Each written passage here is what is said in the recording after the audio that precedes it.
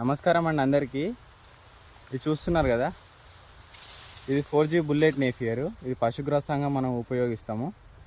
అయితే ఇప్పుడు ఉన్నది మనం ఇప్పుడు వర్షాకాలం కాబట్టి మనం పశువులను ఇప్పి మేపని కూడా వీల్లేదు. ఇప్పుడు కంచెలు కూడా ఎక్కడ దొరుకుతలేవు కాబట్టి ఇప్పుడు కట్టేసి మిషన్ల గడ్డి చాప్ చేసి వేయడమే ఉంటుంది ఎక్కువ శాతం.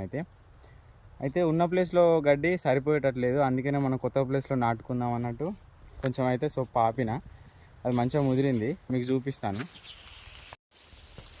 చూడొచ్చు. ఫస్ట్ కోతనే ఇది. నేను ఈ కర్ర నేను రూపాయిన్నరకు ఒక స్టెమ్ లాగా తెప్పించుకున్నా, నాటిన. అయితే కొంచెం వరకు ఆపిన అనమాట. ఇట్లనే కొంచెం వేరే దాంట్లో కూడా నాటుకుందామని. ఇది స్టెమ్ మాత్రం మంచిగా ముదిరింది, మీరు గమనించవచ్చు. మనకి ఇక్కడ వేర్లు కూడా వచ్చినాయి.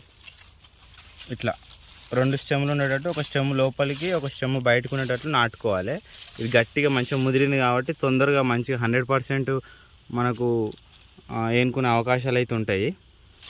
అందుకే నేను కోస్తున్నా. ఇగో చాలా వరకు అయితే కోసిన.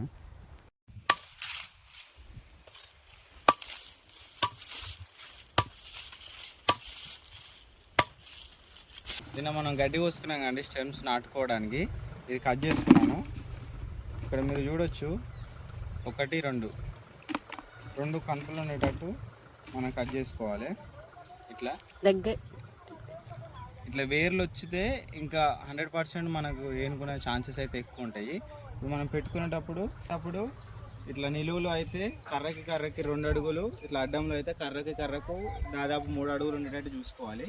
ఎందుకంటే ఇది బహువార్షిక పంట కాబట్టి మనం ఎక్కువ కోతలు కోసుకునే అవకాశం ఉంటుంది, కాబట్టి ఎక్కువ పిలకలు వచ్చి దుబ్బు కట్టే అవకాశం ఉంటుంది. కాబట్టి ఇది మనం దాదాపు ఒక 5-6 సంవత్సరాల వరకు ఇది మనకు పనిచేస్తుంది. దూరం నాటుకుంటే ఎక్కువ పిలకలు వచ్చి ఎక్కువ గడ్డి వచ్చే అవకాశం ఉంటుంది. దగ్గరికి అయితే సన్నగా పొడుగు వేరే అవకాశం ఉంటుంది. మనకి ఇది చూసుకోవాలండి.